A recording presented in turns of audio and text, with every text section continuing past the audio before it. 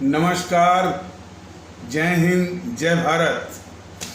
भारतीय अवाम ताकत दल अपने भारतीय भाई बहनों अर्थात अपने देश भारत की जनता अर्थात अपनी भारतीय अवाम से भारतीयता आधारित आपसी श्रद्धा, भारतीयता आधारित आपसी स्नेह, भारतीयता आधारित आपसी प्रेम, भारतीयता आधारित आपसी अखलाक मोहब्बत, भारतीयता आधारित आपसी सहयोग, भारतीयता आधारित आपसी सम्मान, भारतीयता आधारित आपसी एकता, भारतीयता आधारित आपसी भाईचारा तथा भारतीयता आधारित आपसी सद्भाव को समझने व उसे आत्मसात करके वैसा ही और उसी अनुसार आचरण एवं व्यवहार करने हेतु और इसके समस्त भारत में प्रचार प्रसार करने हेतु और इसकी अहमियत और महत्व को प्रत्येक देशवासी को समझाकर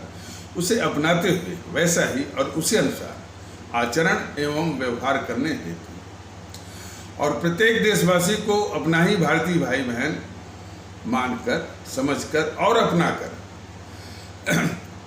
उनके साथ वैसा ही और उसी अनुसार आचरण एवं व्यवहार करने हेतु सतत, सदैव और हमेशा अदब के साथ, आदर के साथ अर्ज करता है, विनती करता है। एक महत्वपूर्ण जानकारी जो कि हमको कल ही बतानी चाहिए थी, अब चूँकि कई सारी बातें दिमाग में दौड़ती रहती हैं तो वो छूट गया था और बहुत ही महत्वपूर्ण है। और वो महत्वपूर्ण जानकारी जो है हम सभी आदरणीय भारतीय भाई बहनों और आदरणीय भारतीय अवाम से साझा करना चाहेंगे। वो बिहार के कोई यादव कहे जाने वाले भारतीय भाई थे। उनका ये उद्गार था कि शायद मैं यादव हूँ और मैं ऐसा क्यों कह रहा हूँ, लोग मेरी बातों पर यकीन न करें। और लेकिन वो कह रहे थे कि ये जो भारतीयता आधारित एकता की जो मुहिम है, इसी का हम इंतज़ार कर रहे थे और ये सिर्फ बिहार के लिए नहीं, पूरे देश के लिए बहुत ही आवश्यक, बहुत लाभदायक है। देखिए, ऐसा है ना कि जो हमारे यादव कहे जाने वाले हमारे आदरणीय भाई हैं और भी लोग हैं, ये अनुभूत जो है बहुत कीमती है। यही अनुभव तो भारतीय अवाम ताकत दल चाहता है कि हमारे प्रत्येक भारतीय भाई बहन के हृदय से ये उद्गार, उनके हृदय से ये उद्गार फूटे, इसकी परम आवश्यकता है। इन विघटनकारी ताकतों ने, जो विघटनकारी ताकतें हैं, जो राजनीतिक दलों के वेश में हैं, ये हमेशा समाज का विखंडन करके, भारतीय समाज को कमजोर करके, भारतीय समाज के ताने बाने को नष्ट भ्रष्ट करके, और ये बात इतनी साधारण भी नहीं है, और ये जानबूझ करके नफरत जो कि बताइए जो कि भारतीय समाज का शत्रु है को फैला करके, यहाँ तक कि हिंसा और दंगे भी करवा करके सिर्फ इनका एकमात्र उद्देश्य रहता है। और इसके बाद फिर जो है कुछ चुनावी झुंझुने, और आजकल चुनावी झुंझुनों का इलेक्टोरल लॉलीपॉप्स का बाजार ही बहुत गर्म हो गया। हालांकि इसमें सुप्रीम कोर्ट पता नहीं क्या क्या सुनवाई कर रहा है, बल्कि वो सबको भगा देना चाहिए।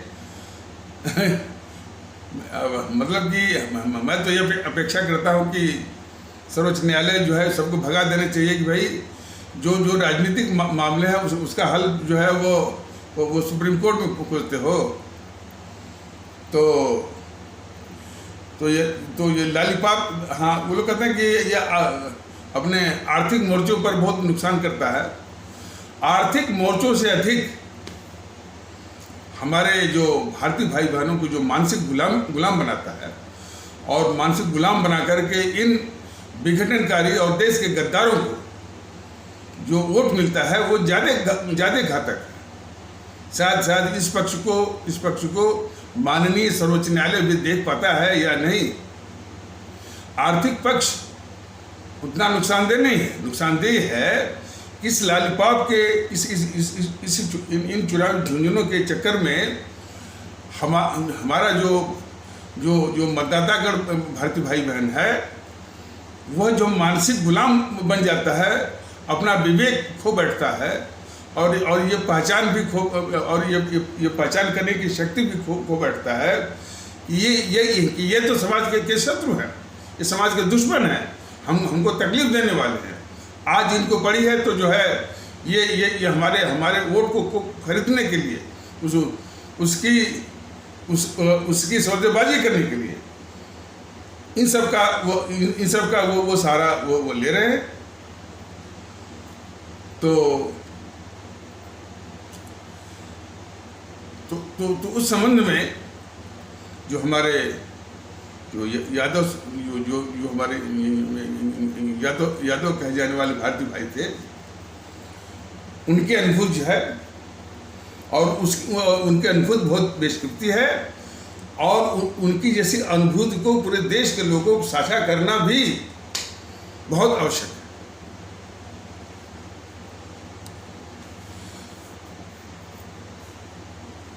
अपनी जो भारतीय अवाम में जो भारतीय अवाम ताकत दल की जो कोशिश है, इसके संबंध में जो जानकारी है, जो परसेप्शन है अपनी आदरणीय भारतीय अवाम का, भाई ये एक ऐसी पार्टी है जो देशभक्ति की बात करती है, राष्ट्रभक्ति की बात करती है, अवाम परस्ती की बात करती है और देश की सर्वोच्चता की बात करती है, अवाम की सर्वोच्चता की बात करती है, वो भी सच्चे अर्थों में, और पूरे देश में एकता, भाईचारा, आपस में इखलाक, मोहब्बत और आपसी सद्भाव, आपसी भरोसा, आपसी विश्वास, आपसी सुकून की बात करता है।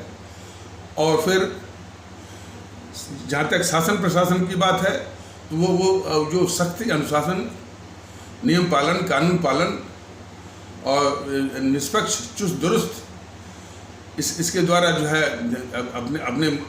अपने अवाम की खिदमत उसको भारतीय नागरिक की प्रतिष्ठा बख्शते हैं और अपने मुल्क की खिदमत की बात करता है। इतना कमोबेश जो है यह परसेप्शन या ये इस तरह की छवि जो है भारतीय अवाम के दिलो दिमाग में धीरे धीरे फैल रही है और ये मुल्क के लिए बहुत अच्छा है।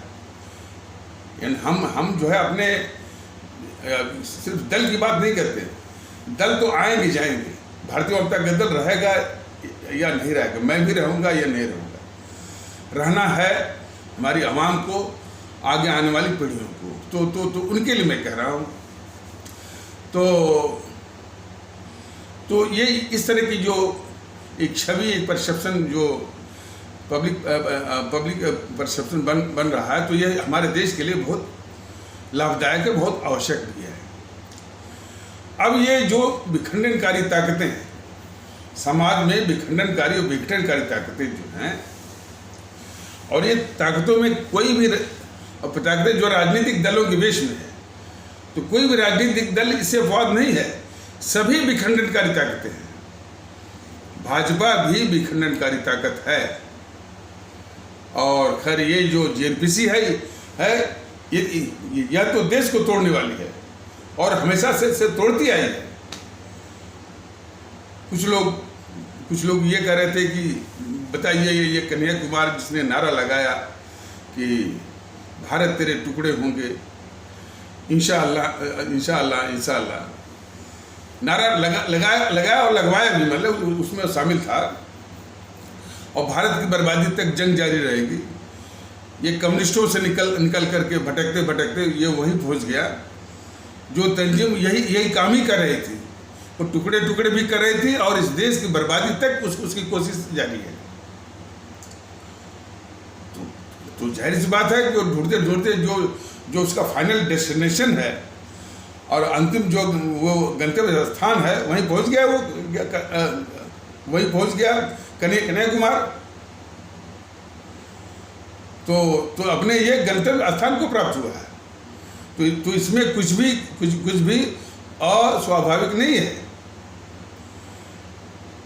तो अब ये हमारी आवाम को, हमारी आदरणीय भारतीय आवाम को समझने की आवश्यकता है कि वही शख्स जो हमेशा इस समाज को तोड़ता है, जिसने देश बंटवाया, जिसने जो है हमारे जो है 25 से 26 लाख जो है वो भारतीय भाई बहनों को मरवाए, वो मैंने आज़ादी के नाम पर। अब थोड़ा सा समझ लीजिए कि इसने मैंने जो गद्दार नेहरू था, अब थोड़ा सा विषय में भटकने का अंदेशा, लेकिन जान लीजिए कि जब से भारतीय आवाम ताकत दल इसके विषय में तथ्यों को रखना शुरू किया है, तब से अनाप शनाप जो है इस तथ्य को कि भाई देश को बांटने वाले वो गद्दार जवाहरलाल नेहरू और गद्दार मोहनदास करमचंद गांधी ही जिम्मेदार थे, ये तथ्य है। और सिर्फ उस नेहरू को सत्ता दिलाने के लिए, जिसके पक्ष में एक भी कांग्रेसी नहीं, सिवाय वो अंग्रेज थे, और अंग्रेजों का प्रतिनिधि बनकर के ये गद्दार मोहनदास करमचंद गांधी जो पूरी कांग्रेस को दाब दिया, और जो है और यहाँ तक कि पूरी कांग्रेस जो है पटेल के पक्ष में थी। इस नेहरू को आगे किया, प्रधानमंत्री बनवाया, और एक वो रोड़ा आ गया था, वो मोहम्मद अली जिन्ना। तो मोहम्मद अली जिन्ना को शांत करने के लिए, उसके मुंह में एक टुकड़ा डाल करके शांत करने के लिए देश को यानी कि समूह ने बांटा है, गद्दार जवाहरलाल नेहरू और गद्दार मोहनदास करमचंद गांधी। ये हकीकत है। इस हकीकत को दुर्भाग्यवश पता नहीं क्यों और लोग नहीं रख पाए, और अब कैसे रखते? पूरी जो ये एनपीसी ने अपने चाटुकार इतिहासकारों के गिरोह के द्वारा, अपने चाटुकार बौद्धिक वर्ग के गिरोह के द्वारा, अपने चाटुकार मीडिया के गिरोह के द्वारा, अपने चाटुकार पत्रकारों के गिरोह के द्वारा इस पूरे पाप को ढकना, और इन दोनों यानी इन दोनों देश के दुश्मनों मोहनदास करमचंद गांधी और जो है और ये जवाहरलाल नेहरू की झूठी महिमा मंडल का एक वातावरण बनाना। ये जो गिरोह थे ना, यानी जेएनपीसी के चाटुकार इतिहासकार गिरोह, जेएनपीसी के चाटुकार बौद्धिक वर्ग गिरोह, जेएनपीसी के चाटुकार मीडिया गिरोह, और जेएनपीसी के चाटुकार पत्रकार गिरोह। तो जेएनपीसी के जो चाटुकार मीडिया और पत्रकार गिरोह है, उसी का तो नाम है लुटियन मीडिया, लुटियन पत्रकार, और मोदी महोदय उसी को तो कहते हैं खान मार्केट मीडिया और खान मार्केट वो पत्रकारों का गिरोह।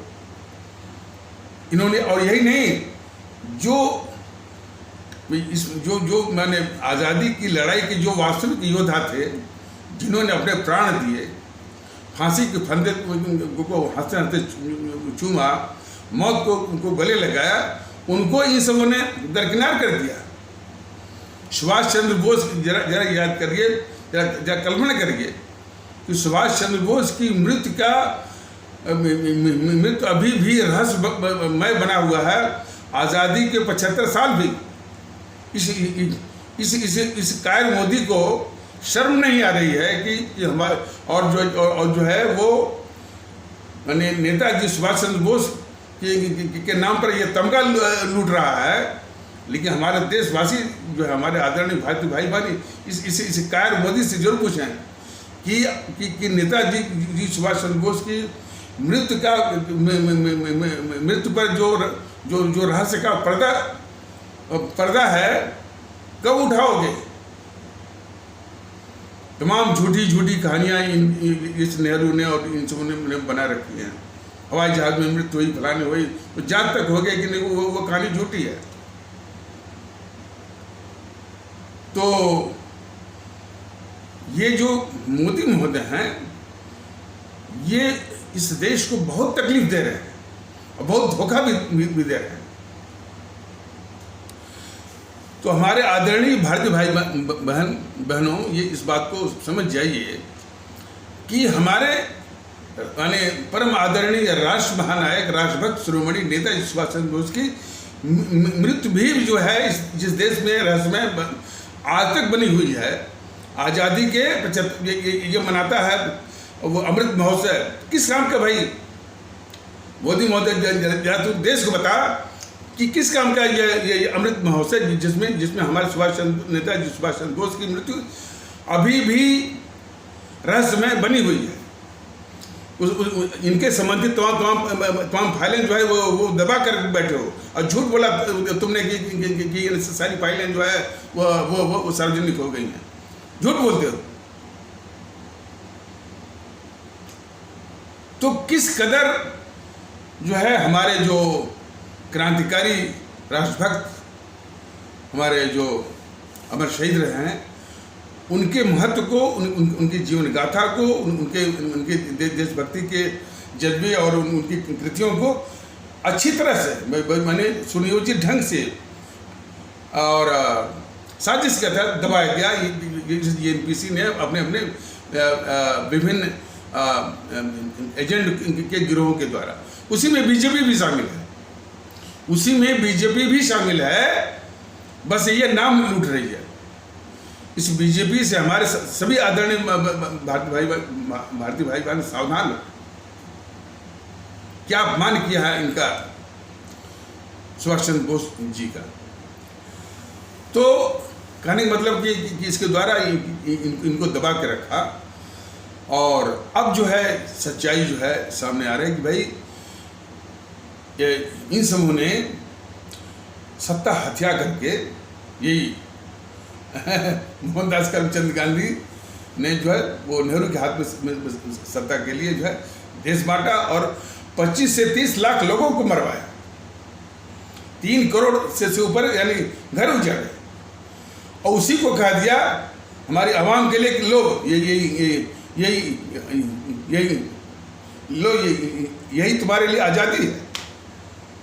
बताइए, हमारे देश के लोगों को हमारे भारतीय भाई बहनों में 25 से 30 लाख लोगों को मरवा दिया और देश को बांट दिया, 3 करोड़ से ऊपर लोगों के घर भी उजाड़े और उसको कह रहा है कि लो हम आपके लिए ये आज़ादी लाए, जबकि ये सब सत्ता हथियार है।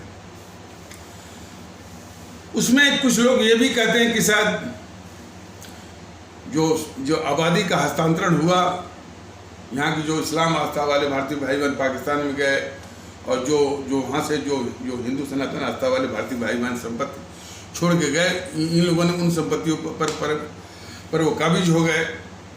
लेकिन यहाँ पर जो इस्लाम आस्था वाले जो संपत्ति छोड़ के गए, उसको इन दुष्टों ने, इन एनपीसी के दुष्टों ने जो वहाँ से बेचारे विस्थापित होके आए थे उनको नहीं दिया, सरकार ने कब्जा कर लिया, सरकार ने कब्जा कर लिया उसको। और फिर इस राजीव गांधी की गद्दारी तो देखिए, उस जो कि 1947 के आसपास जो विस्थापित होकर के आए थे हमारे वहाँ से, जो हिंदू सनातन वाले आस्था वाले भारतीय भाई बहन आए थे, उनको वो संपत्ति मिलनी थी। उस संपत्ति को इस गद्दार नेहरू ने जो है उनको नहीं दी, बल्कि वो उसको अपने कब्जे में ले लिया और वो सरकार के कब्जे में ही चली आ रही थी। और ये उसका जो नाती था वो उसका नाती ये राजीव गांधी जो है वो भी इस देश का बहुत बड़ा गद्दार था। उसने वो सारी संपत्तियां जो है वक्फ बोर्ड को थमा दिया। तो ये सब कितने बड़े देश के दुश्मन हैं। लेकिन एक बात ये भी समझनी पड़ेगी, इन देश के दुश्मनों की पहचान के लिए भारतीय जनता दल बराबर निवेदन कर रहा है। लेकिन ये बीजेपी के सिपह सालार इतने, माने क्या कहा जाए, वो शब्द नहीं है, और कोई यानी अपशब्द कहना भी मेरे बस का नहीं है कि इतना समझाया जा रहा है, इतना बताया जाए कि भाई इस देश के गद्दार जो है मोहनदास करमचंद गांधी और वो ये नेहरू है, जवाहरलाल नेहरू है, ये सब क्या कर रहे हैं कि उसकी व्यक्तिगत चरित्रहीनता की बात कि यो मथाई की किताब में पढ़िए और उसमें जो है इंदिरा और यो मथाई के अनैतिक संबंध हैं, नेहरू का किससे अनैतिक संबंध है, सिर्फ उनके पर्सनल कैरेक्टर के विषय में, उनकी चरित्रहीनता के विषय में भारतीय जनमानस को उलझा करके ये इनकी जो गद्दारी के जो कारनामे हैं, देश के खिलाफ गद्दारी के कारनामे, उसको ढकने की कोशिश जो है ये हिंदू सनातन के कुछ कट्टरवादी तत्व कर रहे हैं। तो ये सभी तत्व जो है कितने बड़े गद्दार हैं, सब जो है बात हो रही है देश के खिलाफ गद्दारी करने का, जो जो जो ये दोनों गद्दार बेनकाब हो रहे हैं, मोहनदास करमचंद गांधी और जो है और जो जवाहरलाल नेहरू। तो उसको उसकी ओर से ध्यान हटाने के लिए ये कट्टरवादी और सामंतशाही सोच के एक अलग कहानी, और हो सकता है कहानी ना हो, उसमें सत्यता हो, तो उसकी बात ही नहीं है। सबसे बड़ा अपराध है देश के खिलाफ गद्दारी का, यानी राष्ट्र भारत के खिलाफ जो है वो राष्ट्र भारत के खिलाफ भारत द्रोह का, उसकी ओर से ध्यान हटाने के लिए वो जो है नेहरू की, गांधी की व्यक्तिगत और वही जो है वो चरित्रहीनता वाली बात में वही उलझा करके उधर से उनके गद्दारी के कारनामों को ढकने का सब ये षड्यंत्र कर रहे हैं। वो हिंदू सनातन से जो सिपह सालार है, और ये पूरा सोशल मीडिया वो भरा हुआ है, उससे पूरा सोशल मीडिया उससे भरा हुआ है। लेकिन शुक्र मनाइए कि अवाम धीरे धीरे, क्योंकि ये कई बरसों की गंध है, कई बरसों की गंदगी है, और इस गंदगी को तो साफ करना होगा ना।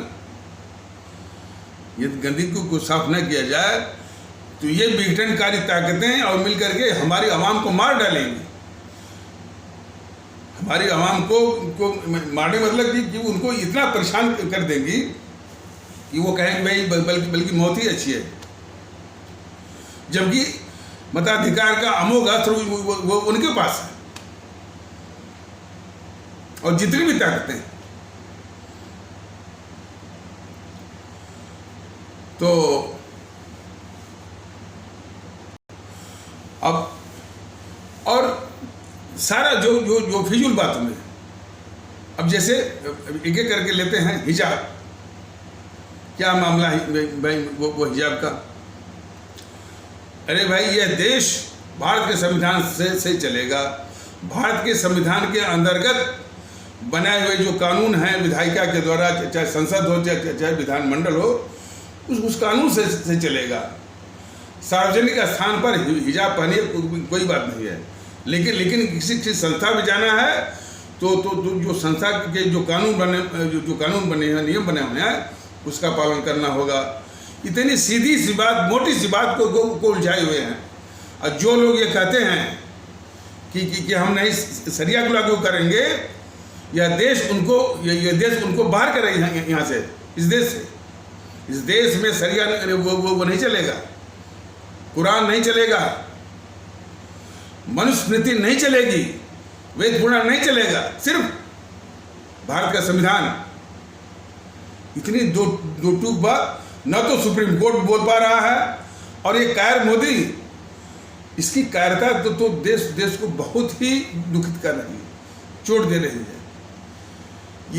इतना कायर और इतना अराजक ये प्रधानमंत्री आज तक वो देखा नहीं गया।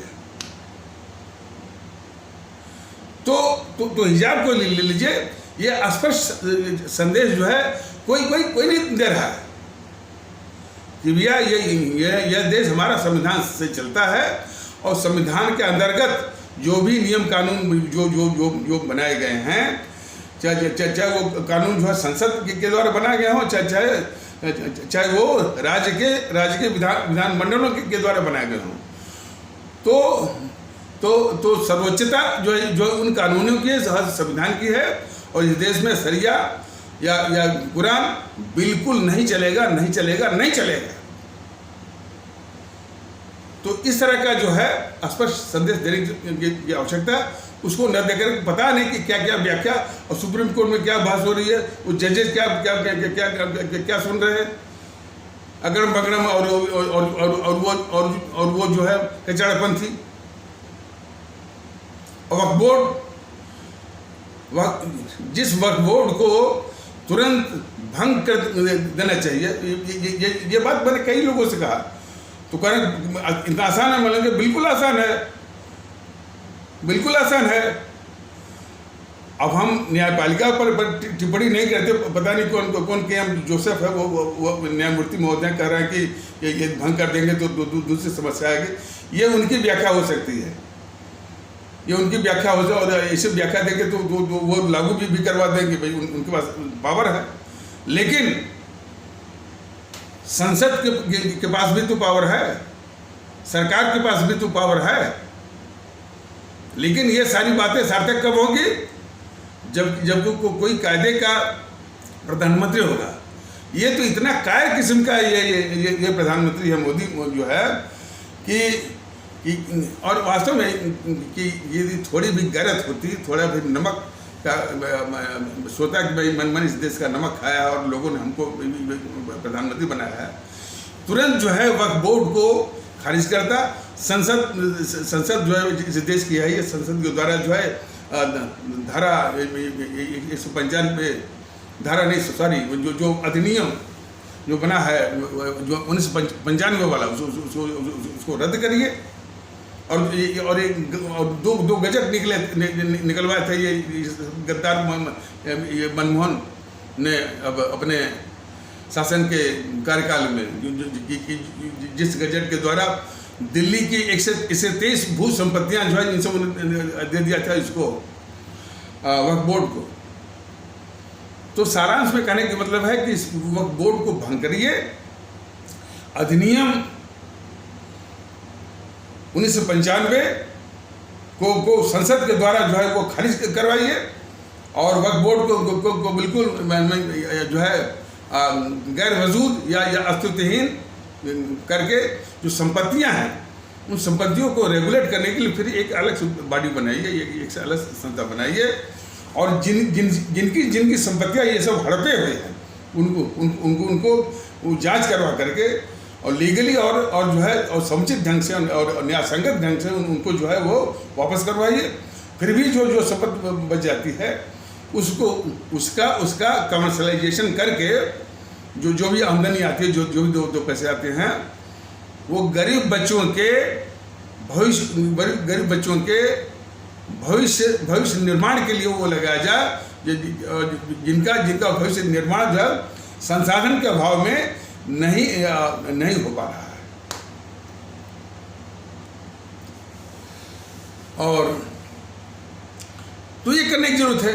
सीधे से बात संविधान की सर्वोच्चता, संविधान के अंतर्गत बनाए गए कानून की सर्वोच्चता, ये पैगाम जो है लोग नहीं दे पा रहे हैं, और इसी को देने की आवश्यकता है कि इस देश में संविधान और संविधान के अंतर्गत बनाए हुए कानून, नियम और नियमावली, रूल्स एंड रेगुलेशन वही चलेगा। किसी के दिमाग में ये फितूर है कि वो सरिया चलाएगा। और मैंने साथ सुना है कि ये कपिल सिब्बल एंड कंपनी जाकर सुप्रीम कोर्ट में बोल रही है कि धार्मिक मामला है। कुछ भी धार्मिक वगैरह नहीं है जी, ये धार्मिक देश नहीं है, ये थियोक्रेटिक स्टेट नहीं है, यह भारत के संविधान से चलने वाला जो है ये भारत गणराज्य है, भारतीय गणतंत्र है, इंडियन रिपब्लिक है। हाँ, इतना जरूर है कि उसमें एक वो मौलिक अधिकार वाली जो संविधान धारा 25, 26, 27, 28 और 30, ये बड़ी, इसका बहुत ज़्यादा दुरुपयोग हो रहा है। तो हम तो माननीय सर्वोच्च न्यायालय से दरख्वास्त करते हैं कि इसी में सलाह दे दे इस सरकार को कि यूनिफॉर्म सिविल कोड लाने के बजाय यह जो है धारा 25, 26, 27, 28 और 30 को खारिज करने के लिए को संविधान से जो है वो खारिज करवा दे, जो कि मौलिक अधिकार के रूप में से पड़े हुए, उसके खारिज करते ही ये जो है इस तरह की खुराफात जो है अपने आप बंद हो जाएगी। और इसी की खुराफात बंद नहीं होगी, वो लव जिहाद लव जिहाद के नाम पर तमाम इस तरह की जो कहानी बनती है वो भी समाप्त हो जाएगी। हालांकि मैंने पहले भी कहा, लव जिहाद एक जो है वो लॉ एंड ऑर्डर का, कानून व्यवस्था का मसला है, लेकिन इसको भी ये मीडिया वाले जो है वो बनाए हुए हैं, वो नफरत फैलाने का एक साधन। और सबसे ज़्यादा दुरुपयोग यानी धारा 25, 26, 27 माने संविधान की धारा जो कि मौलिक अधिकार के रूप में पड़ी हुई है। तो धारा 25, 26, 27, 28 और 30 का सबसे अधिक जो है वो क्रिश्चियन मशीनरी करती है। तो हम माननीय सर्वोच्च न्यायालय से ये दरख्वास्त करेंगे और कर रहे हैं कि वो एक सलाह, एक एडवाइस दे दे सरकार को, इस कायर मोदी की सरकार को, कि कम से कम इसको संविधान से निकलवा दे। किसी यूनिफॉर्म सिविल जो है वो किसी भी यूनिफॉर्म सिविल कोड की आवश्यकता नहीं। और ये स्पष्ट संदेश कम से कम माननीय सर्वोच्च न्यायालय देना शुरू कर दे कि यह देश जो है भारत के संविधान से चलेगा, और ये धर्म आधारित जो है वो धर्म आधारित जो है वो राष्ट्र नहीं है। शरिया और कुरान का कोई सवाल ही नहीं होता। तो शरिया कुरान ही नहीं बल्कि मनुस्मृति या वेद पुराण या रामायण गीता कुछ भी नहीं, गुरु ग्रंथ साहिब बाइबल कुछ नहीं। तो और देश का कानून हर जगह, शिक्षण संस्थाएं में जो ड्रेस कोड बना हुआ, अरे ड्रेस कोड तो कोर्ट में भी चलता है कि नहीं चलता है, कोर्टों में चलता है ड्रेस कोड और जगह चलता है। तो वो मानना ही पड़ेगा। इतनी सीधी सपाट का संदेश जो है जो रेस्पेक्टिव इंस्टीट्यूशंस हैं, खास करके माने न्यायपालिका या माननीय सर्वोच्च न्यायालय है, ये स्पष्ट संदेश देते और इतने लंबे चौड़े वो बहस जिरह और जो है फैसले की आवश्यकता ही नहीं। लेकिन जो भारतीय जनता दल जो सीधा सपाट रास्ता बता रहा है, इस पर ये बीजेपी के जो सिपा सालार हैं उनको विश्वास ही नहीं है। एक अश्विनी उपाध्याय है, वो तमगा लूटता है कि हमने इतनी याचिकाएं डाली हुई हैं सुप्रीम कोर्ट में। कहाँ भाई, ये सारा काम करना है वो जो कार बैठा हुआ मोदी, वो सरकार का मुखिया, भारत सरकार का मुखिया और संसद को करना है, सब सुप्रीम कोर्ट को नहीं करना है। तो ये तमगा लूटना छोड़ दो और उसी के साथ कोई जुड़ो भाई, कोई वो विष्णु जैन है, वो भी कहता है कि हम इतनी याचिकाएं डालते हैं। सब फालतू, सब काम करना है भारत सरकार को और भारतीय संसद को। यदि वो निकम्मा बन जाएं तो क्या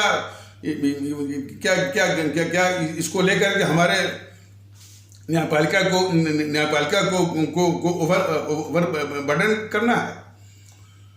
अब ये सब जो है, चाहे अश्विनी उपाध्याय हो चाहे विष्णु जैन हो, ये मोदी की निकम्मापनी और उसके अराजक वृत्ति को छुपाने के लिए ये तमगा लूट रहे हैं कि हमने इतनी याचिकाएं जो है 150 है, 200 है, 300 डाली हुई है। सब जो है मोदी की जो है वो जो निकम्मपनी और अराजक जो उसकी वृत्ति है, जो व्यवस्था है, उसको ढकने के लिए ये शरारत चल रही है, ये साजिश चल रही है। तो हमारे आदरणीय भारतीय भाई बहन, हमारे आदरणीय भारतीय अवाम इस तरह के अश्विनी उपाध्याय हुए, चाहे यानी विष्णु शंकर जैन या विष्णु जैन की इस तरह की पाखंडी वृत्तियों को भी जरा देखें कि जो काम जो है जो काम भारतीय संसद का है, जो काम जो भारत सरकार का है, और भारत सरकार का जो मुखिया जो कार्य जो मोदी कार्य और अराजक जो प्रधानमंत्री मोदी का है, उसको उठाकर उसको उठा करके उसकी याचिका डाल रहे हैं सुप्रीम कोर्ट में। अरे इन सबों को शर्म आनी चाहिए कि प्रधानमंत्री की सुरक्षा में कोई लैप्स हो गया, कोई चूक हो गई, उसकी भी याचिका सुप्रीम कोर्ट में। मजाक बना दिया इन सबों ने। देखिए, शुद्ध रूप में यह है कि जैसा कि मैंने पहले ही कहा है कि न्याय देने का जो जिम्मेदारी होती है सबसे पहले और सबसे अधिक कार्यपालिका माने सरकार की होती है, और वो न्याय मौके पर मिलता है और वही न्याय असली होता है। इसको जो है न्यायपालिका इसको जो कार्यपालिका के लोग भी समझें, सरकार के भी लोग समझें, कार मोदी भी समझें इसको। कार निकम्मा और अराजक जो ये मोदी भी समझें इसको कि न्याय देने का काम सबसे पहले सबसे अधिक सरकार का ही होता है, जो कि मौके पर वो सरकार चाहे केंद्र की हो चाहे राज्य की हो। जैसे मान लीजिए कोई हमारी भारतीय बच्ची है और कुछ असामाजिक तत्व जो है वो नुकसान जो है पहुंचाने चाहते हैं, तो यदि पुलिस की व्यवस्था और पुलिस का खौफ वो अपराधियों के दिमाग में इस कदर का हो कि यदि वो अपराध करने के पहले 1000 बार सोचे, इस तरह की व्यवस्था हो, तो वो न्याय उस बच्ची को जो हमारी बेटी है तुरंत मिल जाएगा वो मौके पर। और यदि नहीं हो तो वो बेचारी शिकार भी हो जाएगी, और कंडिल वाले जो है वो दिल्ली गेट, इंडिया गेट में तमाम कंडिल दिखेगा, और निर्भया करते 10 साल होगा, और क्या हो गई, ठीक है कुछ अपराधियों को फांसी हो गई। फांसी होने के बाद क्या उस बच्ची के साथ जो अमानुषिक व्यवहार होगा, क्या उसका क्या मतलब जो अपराधी को ये फांसी हो भी गई मान लीजिए, और तमाम उसमें तमाम तिकड़म झमेले, वो राष्ट्रपति की दया याचिका यानी क्या मर्सी पिटीशन, और फिर मर्सी पिटीशन के विरुद्ध भी फिर सुप्रीम कोर्ट उसके खिलाफ फिर मर्सी पिटीशन, पूरा ये चक्कर के बाद भी यदि उन अपराधियों को यदि फांसी हो भी गई, तो क्या वो जो पीड़ित है, जो शिकार हो गई है अमानुषिक अत्याचार का, उसको न्याय मिल गया है? इस मानसिकता को लानत है, इस मानसिकता को धिक्कार है, जो कि इसको न्याय सब कहते हैं। बोलते हैं न्याय दीजिए। न्याय वो है महोदय लोग, जरा समझिए कि जो उसके साथ अमानुषिक अत्याचार हो ही न, ये न्याय है। और वो तभी संभव है कि जबकि पुलिस व्यवस्था, शासन व्यवस्था इतनी चुस्त दुरुस्त और सख्त हो कि कोई इस विषय में अपराध करने के पहले 1000 बार वो दिमाग में सोचे, उसकी जुर्रत न हो, उसकी हिम्मत न हो, खौफ जो है अपराधियों के दिमाग में हो, तो मौके पर जो न्याय है वो न्याय होता है। ये अवधारणा का भी एक बहुत बड़ा पॉल्यूशन है। भारतीय जनता दल कई चीजों से ये संघर्ष कर रहा है। तो बात चल रही थी कि न्याय देने की सबसे पहले सबसे अधिक जिम्मेदारी सरकार की होती है, चाहे वो केंद्र की सरकार हो चाहे राज्य सरकार की हो, और उनकी डिफरेंट जो एजेंसियां हैं, जैसे राज्य सरकार में पुलिस है, उसकी जिम्मेदारी होती है, वो मौके पर न्याय देता और मौके पर तुरंत का न्याय होता है। देर का न्याय होता ही नहीं है। देर का न्याय नहीं होता है। यह न्यायपालिका भी जो है कहने से नहीं चूकती है। ये न्यायपालिका की दुविधा जो है बिल्कुल विचित्र देखने में लगती है। ये दुविधा न्यायपालिका का बिल्कुल ये जो है विचित्रता, माने पिकुलियरिटी, कि जिसके यहाँ 4 करोड़ मामले लंबित हो, लेकिन वो कहने से नहीं चूकता है कि justice delayed is the justice denied. देर का दिया हुआ न्याय नहीं होता। वो कहता भी रहता है और उसके यहाँ जो है 4 करोड़ के मामले वो लंबित भी होते हैं। और उसमें ये भी जान लीजिए, जो चालू वालू की किस्म के हैं तत्व हैं, वो अपना तुरंत किसी तिकड़म से तो वो फैसला ले लेते हैं। जो गरीब असहाय जिनका कोई नहीं है, उन्हीं का मामला जो है वो जो है 4 करोड़ जो है लंबित है। तो इस देश और व्यवस्थाओं को, न्यायपालिका को लानत है कि जो है गरीब लोगों का माने जो है जो गरीब असहाय के प्रति उसकी यानी कोई वो संवेदनशीलता नहीं है। और तमाम माने जो तिकड़मी हैं, चालू वालू हैं, उनका ये शिकार बन करके जो है कुछ चंद लोगों को न्याय मिलता है, बाकी लोग जो है वो ऐसे ही जो है वो बंदरों की तरह जो है चक्कर वो काटते रहते हैं। तो ये जो तमगा लूटने वाले अश्विनी उपाध्याय और विष्णु जैन वगैरह जो है को हमारे आदरणीय भारतीय भाई बहन बिल्कुल अच्छी तरह से तमाम होंगे कि हम याचिकाएं डाल दी हैं। सुप्रीम कोर्ट में याचिका देने का कोई मतलब नहीं है। सब करना है इसी कायर, अराजक और निकम्मा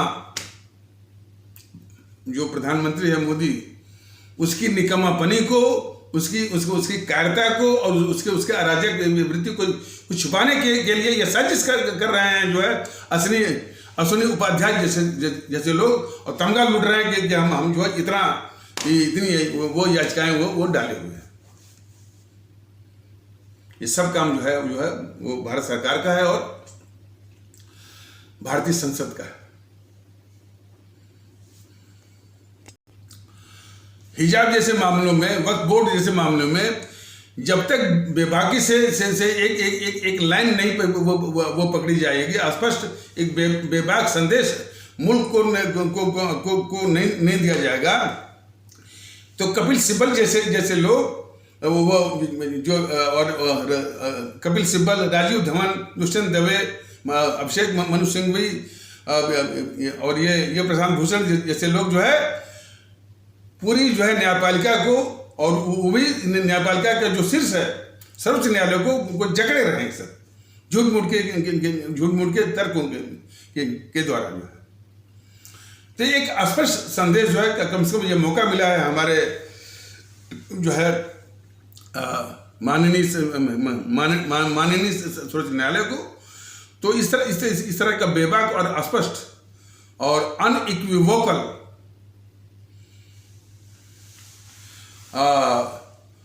और इन नो अनसर्टेन टर्म्स में बेबाकी से कहते हैं कि इस देश में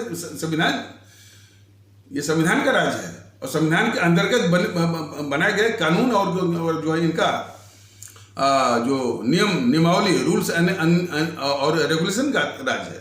इसमें कुरान का, शरिया का, मनुस्मृति का और वेद पुराण, गीता, रामायण और जो है गुरु ग्रंथ साहिब, बाइबल, इस तरह का कोई स्थान नहीं है। दीदी और बात खत्म हो गई। लेकिन यह स्पष्ट संदेश देना पड़ेगा। ये जो है एम्बिवैलेंस में, हालांकि हमको इतनी बढ़िया अंग्रेजी नहीं आती है, पता नहीं कौन सी अंग्रेजी ये सब बोलते हैं सुप्रीम कोर्ट में, हमको नहीं पता। एम्बिवैलेंस से जो है माननीय सर्वोच्च न्यायालय महोदय, एम्बिवैलेंस से काम नहीं चलेगा कि तुम भी खुश रहो वो भी खुश रहें। खुश करने की आवश्यकता ही नहीं है। बेबाकी से एक स्पष्ट पैगाम देने की आवश्यकता है। और यदि पैगाम नहीं दिया जाएगा तो ये कपिल सिब्बल, अभिषेक मनु सिंघवी और राजीव धवन और दुष्यंत दवे अकेले नहीं है, वो भी है असदुद्दीन ओवैसी, वो बराबर उसको मौका मिलेगा। उसको कुछ काम नहीं, बस वक्फ बोर्ड और जो है और उससे मुतालिक इस तरह के जितने भी आलतू फालतू जो मुद्दे हैं उसी पर वो ये राजनीति करता ही है। तो उनको मौके मिलेंगे। और उसका जो भाई है वो जो हिंसा की बात करता है, उसका जो छोटा भाई है अकबरुद्दीन ओवैसी, वो हिंसा वो तो कहता है कि सिर्फ 15 मिनट के लिए पुलिस हटा लीजिए, सेना हटा लीजिए, तो मैं कितनी मारकाट में मचाऊंगा। उस पर पता नहीं कि किस न्यायालय से इसने जो है वो क्लीन चिट भी पाली, पता नहीं। अब न्यायालय पता नहीं क्या करता है, क्या उसके दिमाग में चलता है, कैसे सब क्लीन चिट कहाँ से ले लेते हैं। एक जो है वो क्लीन चिट का एक फैशन वो चल पड़ा है। ये केजरीवाल तो अपने आप जो है जारी करता रहता है वो क्लीन चिट। केजरीवाल जो है स्वयं इसने फैक्ट्री खोल दी है क्लीन चिट की। खैर, इन सब बातों से हमारी जो आम आवाम को क्या मतलब है, लेकिन अब अपने भारतीय जनता दल अपने आदरणीय भारतीय भाई बहनों, अपने आदरणीय भारतीय आवाम से तो यही निवेदन करना चाहता है कि जब तक इन ताकतों को आप जो है नष्ट में नाबूद नहीं करेंगे, ईवीएम मशीन पर इस तरह की गंदगी, इस तरह का अवसाद, इस तरह का कष्ट आपको झेलना पड़ेगा। ये राम कहानी चलती रहेगी, सत्य कथा चलती रहेगी, जो है मनोहर कहानियाँ, इस तरह के मनोहर कहानियाँ का, सत्य कथा का, और जो कष्ट आपको मिल रहा है उसका, यदि आप चाहते हैं कि इसका अंत हो, तो इन सारी ताकतों को नष्ट में नाबूद करना ही होगा। और इसमें जो भी मानसिक बाधा है, सबसे बड़ी बाधा तो ये सब डाले हैं बीजेपी वाले, कह रहे हैं कि सनातन को नुकसान हो जाएगा। बीजेपी नहीं रह गया तो सनातन को कौन बचाएगा? लगता है कि ये सनातन के वो हो गए हैं प्रतिनिधि, हितैषी। बीजेपी को भी इस नष्ट में नाबूद करना होगा। आवाम रहेगी, बची रहेगी उसको, और उसको कई तक तो सैकड़ों बीजेपी भी बन जाएगी, सैकड़ों जो है वो भारतीय आवाम ताकत भी बन जाएंगे, ऐसी बात नहीं है। और लेकिन इस बीजेपी का नाश होना बहुत जरूरी है। और इसमें देख लीजिए वो कैसे सामना करते हैं। देखिए सामना ऐसे करते हैं कि एक तो मैंने बताया ना कि सबसे अधिक ये जो जेएनपी कांग्रेस वाले इसके नेता धमकी, वो भी किस भाषा में? गुंडों और मवाली, दादाओं और माफियों को बंद कर दो। मैंने कहा है ना, बंद कर दो, पानी सड़क से बहुत ऊपर उठ गया है, इस तरह का। और अपने को ये पॉलिटिकल पार्टी कहते हैं। तो हमारे आदरणीय भारतीय भाई बहन इसको देखें कि ये पॉलिटिकल पार्टी नहीं है, ये गुंडों और मवालियों और अपराधियों का ही गिरोह है ये।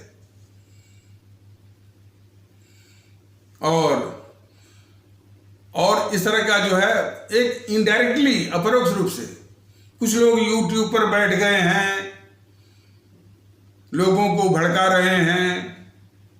बताइए, यदि हम अपनी आवाम को उसके हित में उसको एक कर रहे हैं और ये कह रहे हैं भाई नफरत से बचिए और नफरत फैलाने वाले तत्वों की पहचान करिए, उसको नष्ट में नाबूद करिए, उसको कुचलिए, एक होइए, तो इनकी परिभाषा के अनुसार जो है हम जो है लोगों को भड़का रहे हैं। जरा देखिए। और क्या तर्क देते हैं कि कोई शायद वो हर्षवर्धन त्रिपाठी कह रहा था कि यानी भारतीयता से यानी काम नहीं चलेगा, इसमें सनातन को भी डालिए। ये तो हमको पता है कि ये बीजेपी इतनी शातिर किस्म की है जो उसका सांस्कृतिक राष्ट्रवाद है ना, सिर्फ यानी राजनीति में और सामाजिक जीवन में और शासन प्रशासन में पिछले दरवाजे से पंथ को किस तरह से घुसेड़ा जाए, उसके लिए इन सबों ने बना दिया है सांस्कृतिक राष्ट्रवाद। तो भारतीय जनता दल हर्षवर्धन त्रिपाठी जैसे तमाम लोगों को यह कहना चाहता है कि महोदय, यह पंथ आधारित देश नहीं है, यह थियोक्रेटिक स्टेट नहीं है, यह भारत गणराज्य है, भारत के संविधान से चलने वाला। और जहां तक कि ये पंथों का सवाल है, ये कई बार बताया गया, अब आपकी खोपड़ी में घुसता है नहीं कि नहीं घुसता है, बात दूसरी है। हम तो नहीं समझते हैं, या तो पूरा वीडियो देखिए, समझने की कोशिश करिए कि यहां तक ये पंथ का सवाल है, हमारा ये हिंदू सनातन बहुत पुराना आदर्श है, पुराना दर्शन है। उसका जो है किसी राष्ट्र से, भारत राष्ट्र से कोई टकराव नहीं है, बल्कि उसके उपयोगिता का युवक कहा गया है कि हिंदू सनातन आस्था जो है, भारत हमारा राष्ट्र कैसे मजबूत हो, अपनी भूमिका निभाए। और जो दूसरे पंथ हैं, they are also required to follow the suit. उसी प्रकार और भी जो दूसरे पंथ हैं, इस्लाम पंथ है, ईसाई पंथ है, सिख पंथ है, वो उनकी उपयोगिता महत्व इसी में है कि किस तरह हमारा राष्ट्र वो मजबूत हो, लेकिन सार्वजनिक जीवन में, सामूहिक जीवन में, राष्ट्रीय जीवन में उनकी कोई भूमिका नहीं है। वो व्यक्तिगत तौर पर जो है निभाए जाने हैं। पत्रकारों के विषय में जब उनकी कुछ असलियत रखी गई, ये पत्रकार अपनी आदत से बाज नहीं आ रहे हैं, और इन पत्रकारों का नाम लिया गया है कि एक गिरोह ऐसा है जिसको कि मोदी महोदय के सिपा सालार बोलते हैं कि यह लुटियन गैंग है, यह लुटियन जो है पत्रकारों का गिरोह, लुटियन मीडिया का गिरोह है। अब जो भी नाम रखे, लेकिन यह देश के लिए बहुत घातक है। ये जो अभिषार शर्मा और ये रवीश कुमार, संकेत उपाध्याय, निधि राजदान, निधि कुलपति, अखिलेश शर्मा, श्रीनिवासन जैन, संदीप चौधरी, मानक गुप्त और पुण्य प्रसून वाजपेयी, राहुल कंवल और बरखा दत्त, शेखर गुप्त और वो प्रभु चावला, आरफा खानम, राणा अयूब, शैला रशीद, स्वरा भास्कर,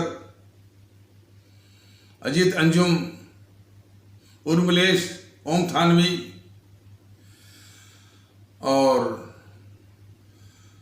मुकेश कुमार, आशुतोष, अमरीश कुमार, अशोक वानखेड़े, आलोक जोशी, शीतल पी सिंह, एनके सिंह, कई और अगड़म बगड़म है उसमें कई, और मतलब 42-43 का वो गिरोह है। ये गिरोह जो है अब तक जो है जीएनपीसी, गांधी नेहरू परिवार चंडाल चौकड़ी काकस, जो कि इस देश की अब तक इतिहास में सबसे बड़ी अभिशाप, सबसे बड़ी दुश्मन इस देश की है और इस देश की लुटेरी भी है, उसकी गोद में बैठ करके ये सब पत्रकारिता करते रहे हैं। और जब वो सत्ता से अभी बाहर है तो कैसे सत्ता में फिर वापस आए, इसका चुनावी माहौल बनाने की ये साजिश करते रहते हैं। तो इसी से समझ जाए कि ये कितने घातक हैं देश के लिए ये पत्रकारों का गिरोह।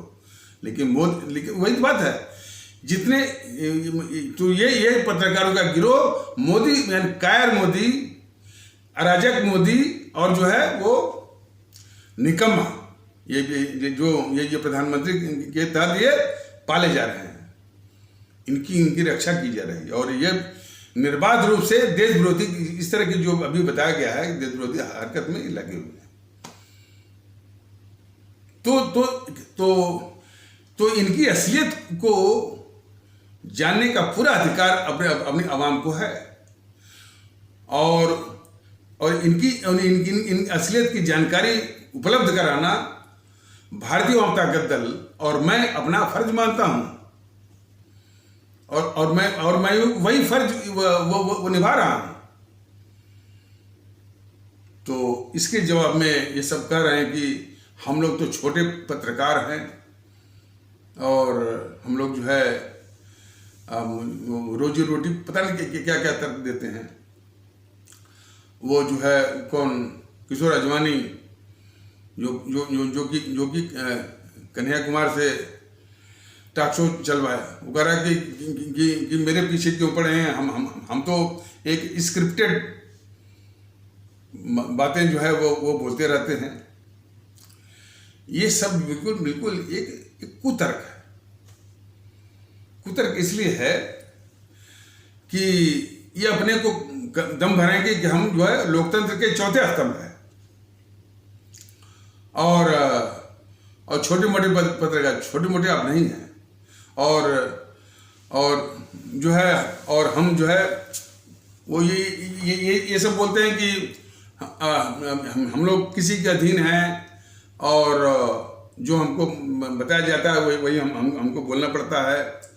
ऐसी बात थोड़ी है। जो जिस तरह से विचार विमर्श करते हैं, उसमें ये बिल्कुल स्पष्ट आप किसी को भी दिखेगा कि बिल्कुल ये साजिश कर रहे हैं।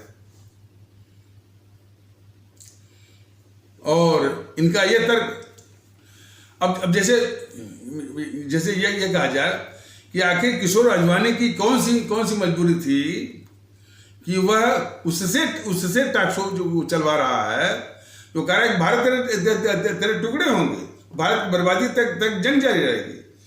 और उस टॉक शो में मैंने कितना देश की गद्दारी वाला भाव जरा इसका देखिए। कह रहा है कि ये किसी ने कह दिया कि भारत तेरे टुकड़े होंगे, तो इसमें नाराज होने वाली बात कौन सी है? देखिए इसका कहना, यदि किसी ने कह दिया कि भारत तेरे टुकड़े होंगे, तो इसमें नाराज होने वाली बात कौन सी है? ये बोल रहा है वो किशोर अजवानी, और वो अपने बचाव में कह रहा है कि हमारे पीछे क्यों पड़े हैं, हम तो एक स्क्रिप्टेड चीज हम वो पढ़ा करते हैं। ये किशोर अजवानी बताएं कि क्या किसी और देश में संभव है कि जो है कोई कहते हैं कि भाई अमेरिका तेरे टुकड़े होंगे, या ब्रिटेन तेरे टुकड़े होंगे, जर्मनी तेरे टुकड़े होंगे, जापान तेरे टुकड़े होंगे, या बोल करके उस देश में रह पाएगा? लेकिन तुम जैसे गद्दार पत्रकारों के ही वजह से उनके ऐसे तत्वों का जो है हौसला बढ़ता है। और सिर्फ तुम्हारी गद्दारी का ही दोष नहीं है। जिसमें तुम जो है वो टॉक शो चलवा रहे थे, उस गद्दार कन्हैया कुमार से जो ऑडियंस थी, जो बैठे हुए लोग थे, उनकी मानसिकता पर भी सवाल है। उनकी मानसिकता पर भी सवाल है कि भाई जो कह रहा है कि भारत तेरे टुकड़े होंगे और भारत बर्बादी तक जंग जारी रहेगी, उसका टॉक शो वही लोग सुन रहे थे। इन सब चीजों को जब कोई गहराई से सोचेगा तो काफी भयावह चीजें जो है चीजों का पता और आभास होगा। यानी देश की सर्वोच्चता के विषय में और उसकी संवेदन और उसे सर्वोच्चता की संवेदनशीलता, सेंसिटिविटी बिल्कुल गायब है। और इन दुष्टों के जरा देखिए कि भारतीय आवाम ताकत दल की बातें जो है कम से कम कि देश की सर्वोच्चता और मतलब राष्ट्र की सर्वोच्चता और आवाम की सर्वोच्चता का एहसास का तथ्य जो है अपने आवाम के सामने वो रख रहा है। आवाम भी धीरे धीरे इसको समझ रही है, इसके महत्व को समझ रही है। तो जब देख रहे हैं कि ये मुद्दा लोकप्रिय हो रहा है तो तुरंत ये देश के दुश्मन पत्रकार उसको चुरा रहे हैं। रिपब्लिक भारत ने फट से छुड़ाया राष्ट्र सर्वोपरि, और उसमें उन्हीं को बुलाया, इन्हीं बीजेपी वालों को और इन्हीं कांग्रेसियों को। भारतीय जनता दल ने तुरंत सवाल किया इससे रिपब्लिक भारत या उसका जो मालिक है अर्नब गोस्वामी से, कि तुमने बैनर तो लगाया है या कैप्शन जो लगाया है राष्ट्र सर्वोपरि, और बुलाया हुआ है उसको जिसका नेता कहता है कि भारत तेरे टुकड़े होंगे, भारत बर्बादी तक जंग जारी रहेगी, जेएनपीसी को भी बुलाया है। तो इस तरह से हमारे देश के साथ जो है वो धोखेबाजी क्यों करते हो? और साथ में उस बीजेपी को बुलाया है जो इन सारे गद्दारों को पाल रही है, उसकी रक्षा कर रही है, उसकी गद्दारी को ढक भी रही है, और जो है उनके लूट के माल को भी जो है उसकी भी रक्षा कर, और उनके आगे घुटने भी टेक रही है। तो इस तरह से चाहे वो रिपब्लिक भारत हुआ, चाहे अर्नब गोस्वामी हुए, इस तरह से देश को धोखा दे रहे हैं। और बस मैंने जो लोकप्रिय विचार हैं, तो विचार नहीं, बस उन शब्दों का को चुरा करके, तो इनसे भी अर्नब गोस्वामी हुआ चाहे रिपब्लिक भारत हुआ, इनकी भी असलियत हमारे सभी भारतीय भाई बहन जाने इसको। तो रिपब्लिक भारत में तो बड़ी गनीमत है, लेकिन ये वो एनडीटीवी को देख लीजिए, एबीपी न्यूज को देख लीजिए, आज तक को देख लीजिए, ये तो और भी यानी इस पब्लिक को धोखा देने वाले। अंजना ओम कश्यप एक वो पत्रकार है, वो बराबर बुलाते रहती है इन जेएनपीसी वालों को। अंजना ओम कश्यप से ये सवाल है, और भारतीय जनता दल भी कर रहा है, और आवाम भी जानना चाहती है, क्या उसके दिमाग में ये बात नहीं आती कि ये जेएनपीसी का राहुल वगैरह जो है कितने गद्दार सब हैं। गद्दारों को बुला करके और उनसे बहस करके, और तुम लोग कहते हो कि हम लोकतंत्र के चौथे स्तंभ हैं। ये सब लोकतंत्र है? बताओ पहले। जो भारत के अस्तित्व के लिए खतरा, जो वो तो बोलता है ना राहुल कि भारत देश ही नहीं है, चलो। और हमने जो है वो जाकर लंदन में बोलता है कि हमने जो है वो पेट्रोल छिड़क दिया है, केरोसिन छिड़क दिया है। वो गद्दार राहुल जाकर के विदेश में जो बोलता है कि हमने पेट्रोल छिड़क दिया है, और वो छिड़क दिया है, केरोसिन छिड़क दिया है, और उसने साबित भी कर दिया। उस गद्दार राहुल गांधी ने साबित कर दिया कि हाँ वाकई में उसने जो है पेट्रोल छिड़का, और वो क्या नाम है, केरोसिन छिड़का है, इसलिए कि वो अग्निपथ के नाम पर जो है तमाम आग लगाई गई देश में। ट्रेन के नए कोचेज जो है वो जलाए गए।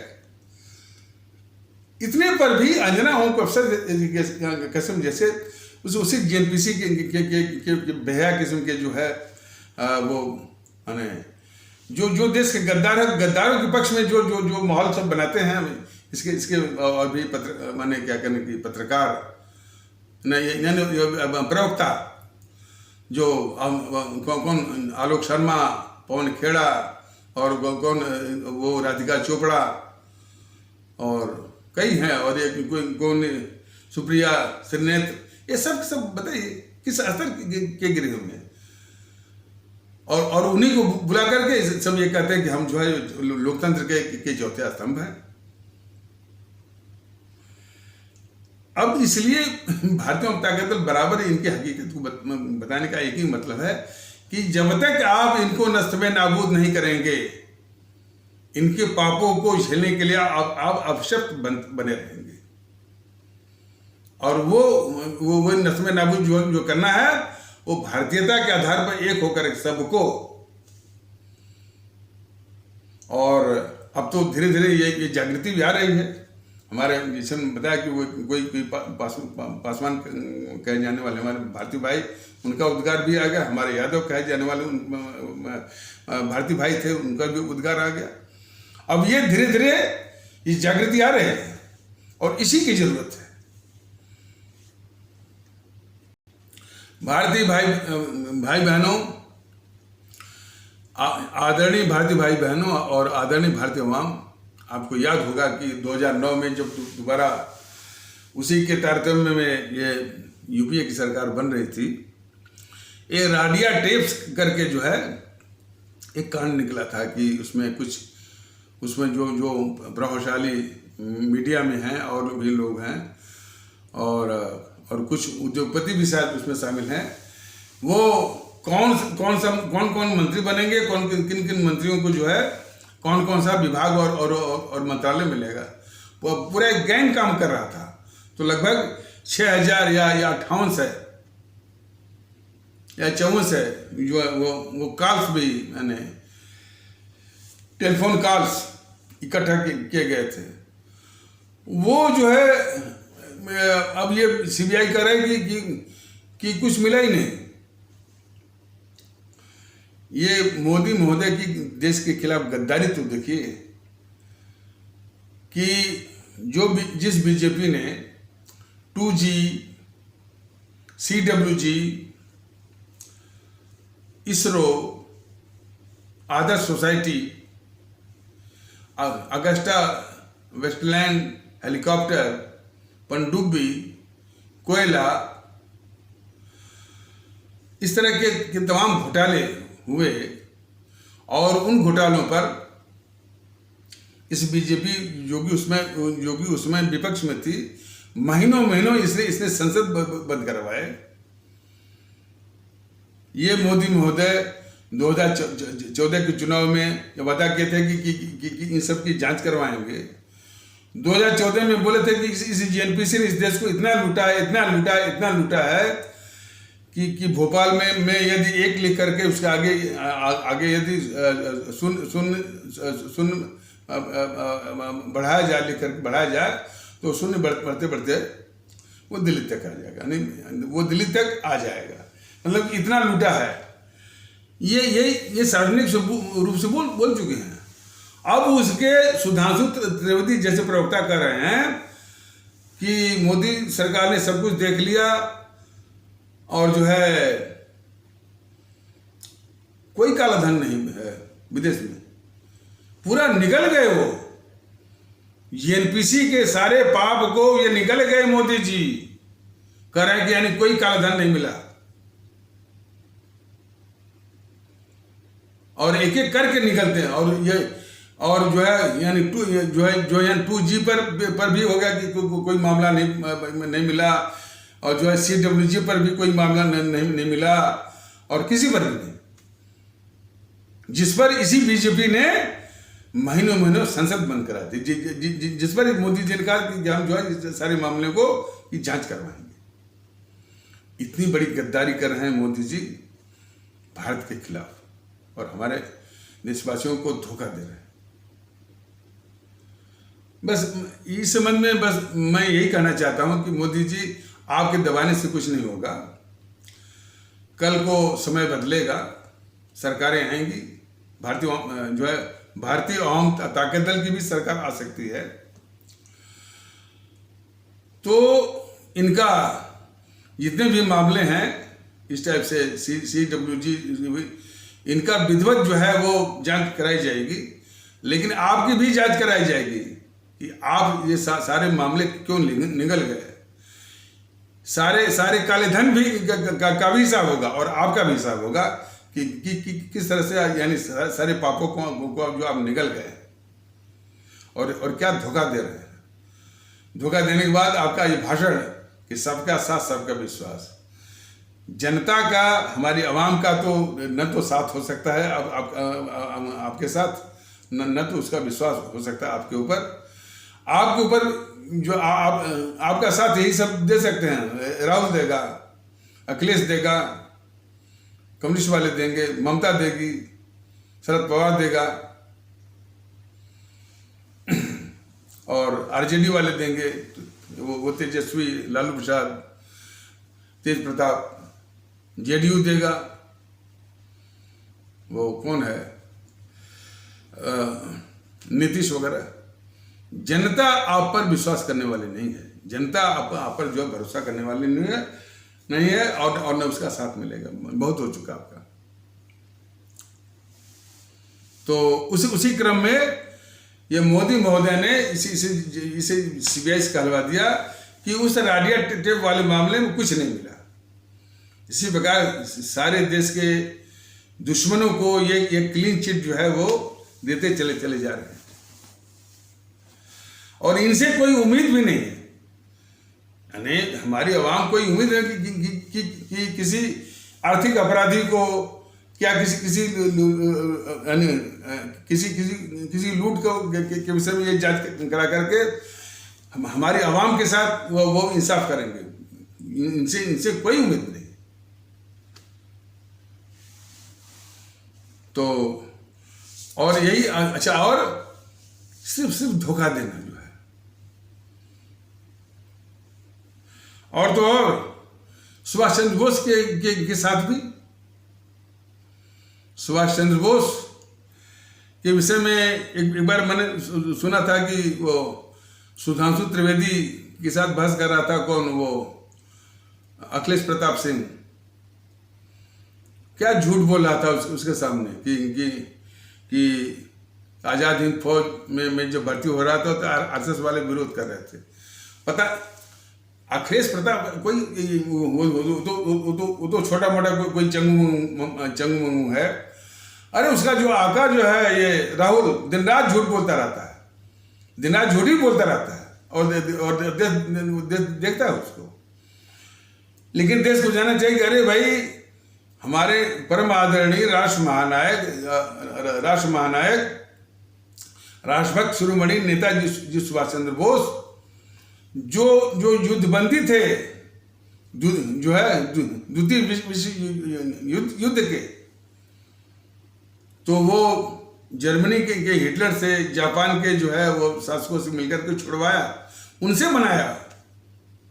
यहाँ तो अपने देश में तो बोल गए कि तुम मुझे खून दो और मैं तुमको आज़ादी दूंगा। कहाँ कोई आया? सब तो जो है इसे गद्दार जवाहरलाल नेहरू, गद्दार मोहनदास करमचंद गांधी की माया जाल में वो फंसे हुए थे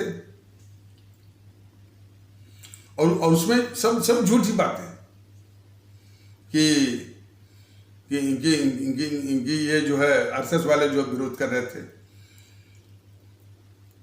और अब इस तरह के जो अखिलेश को जवाब देना मैं आवश्यक नहीं मानता और भारतीय आवाम ताकत दल भी इसको आवश्यक नहीं मानता है।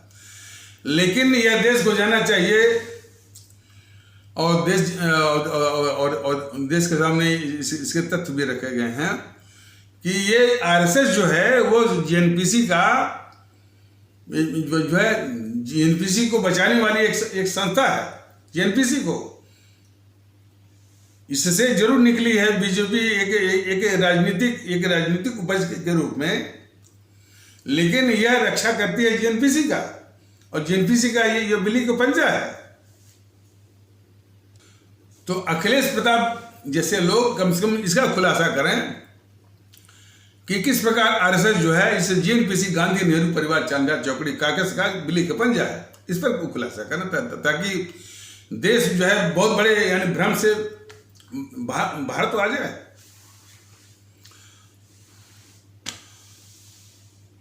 और अखिलेश प्रताप और ये दिग्विजय सिंह इत्यादि का क्या असर होगा जिस वक्त जो है अपनी आवाम जागृत होगी और इनको नष्ट में नाबूद करेगी जीएनपीसी वालों को, और जो है ये राहुल, सोनिया, प्रियंका सब जो है भारत छोड़ करके जाकर वो शरण लेंगे इटली में। तो इन सबों का क्या होगा? ये देश भी आसानी से इसका अंदाज कर सकता है और ये भी जान सकते हैं। लेकिन इस जीएनपीसी के पक्ष में जो माहौल बनाने का जो अपराध जो है दिग्विजय और अखिलेश प्रताप जैसे तमाम जो करते रहते हैं, यह देश के खिलाफ बहुत बड़ी गद्दारी है, बहुत बड़ी गद्दारी। और उसके नेमेसिस, उसका दंड जो है इस देश की आवाम जरूर देगी इनको। तो कल वो प्रदीप सिंह कह रहा था कि जो ये सब जो है आरएसएस जो है कुछ नामचीन जो इस्लाम आस्था भारतीय भाई बहनों के जो जैसे कि MY कुरैशी है और अलीगढ़ मुस्लिम यूनिवर्सिटी के MY कुरैशी वो रहे हैं, चीफ इलेक्शन कमिश्नर रहे हैं, और अलीगढ़ मुस्लिम यूनिवर्सिटी के वो कोई एक्स वाइस चांसलर रहे हैं, जो कि मिलिट्री में भी रहे हैं। और हाँ, और जो वो कौन जंग करके जो कि लेफ्टिनेंट गवर्नर थे दिल्ली के, निजाम जंग करके कोई थे, इसी तरह 2-3 हैं। सवाल इस बात का है कि ये तो कहना नहीं होगा, उनको भी बुरा लगेगा। ये GNPC के पाले हुए जो है वो तत्व हैं, और GNPC किस तरह के लोगों को पालती है, इसमें कोई कोई छिपी हुई बात नहीं है। और उसको RSS अब उनसे बात कर रही है, लेकिन इन ब्रॉडर सेंस हमारे आदरणीय भारतीय भाई में समझे कि इनसे बात करने का कोई विशेष मतलब नहीं है, बल्कि इसे RSS तो खुद ही GNPC का रक्षक है या बिल्ली का पंजा है। ये ज़्यादा ये ज़्यादा आयाम का या ग्रेटर डायमेंशन का ये तथ्य है, और जो कि हमारे सभी आदरणीय भारतीय भाई बहनों को जानना चाहिए। तो उसी संबंध में ये प्रदीप सिंह कह रहा था कि ये मुसलमानों पर भरोसा नहीं किया जाना चाहिए, इतनी हत्याएं हुई। सवाल इस बात का है कि ये भ्रम कब जाएगा कि यानी हमारे देश के जो हमारे इस्लाम आस्था वाले भारतीय भाई बहन हैं, बाय एंड लार्ज लगभग इस देश के वो भक्त हैं, राष्ट्रभक्त हैं। इसमें कोई शक नहीं है। थोड़ी बहुत कमियां हैं, मैं जानता हूं। पहली कमी उनकी है कि देश विरोधी जो ताकतें हैं, GNPC और समाजवादी और कम्युनिस्टों, RJD, इनके झूठ और अफवाह का सबसे पहले और सबसे अधिक शिकार होते हैं। ये सबसे बड़ी कमी है। हमारे जो आम आवाम है, जो गरीब आवाम है, जो हमारे इस्लाम आस्था वाले भारतीय भाई बहनों के तबके का,